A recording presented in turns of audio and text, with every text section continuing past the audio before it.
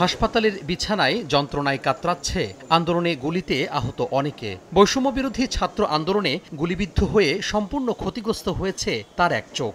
সকালে রাজধানীর জাতীয় চক্ষু বিজ্ঞান ইনস্টিটিউট ও হাসপাতালে ছাত্র আন্দোলনে আহতদের খোঁজ খবর নিতে যান চিফ প্রসিকিউটর মোহাম্মদ তাজুল ইসলাম।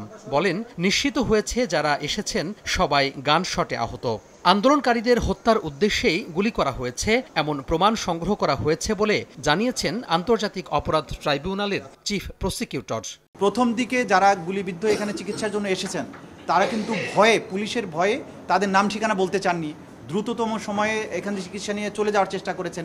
যাদেরকে ভর্তি করা দরকার ছিল, থাকতে বলা হয়েছে, তারা সেটা থাকতে চাননি, কারণ তারা আশঙ্কা করেছেন পুলিশ হয়তো তাদেরকে ধরে নিয়ে যাবে। এ সময় তিনি আরও বলেন, তদন্ত করে প্রমাণ সংগ্রহ করা হচ্ছে, দ্রুতই ব্যবস্থা নেওয়া হবে। একই সঙ্গে ন্যায় বিচারের স্বার্থে ট্রাইব্যুনাল দ্রুত পুনর্গঠনেরও আহ্বান জানান চিফ প্রসিকিউটর।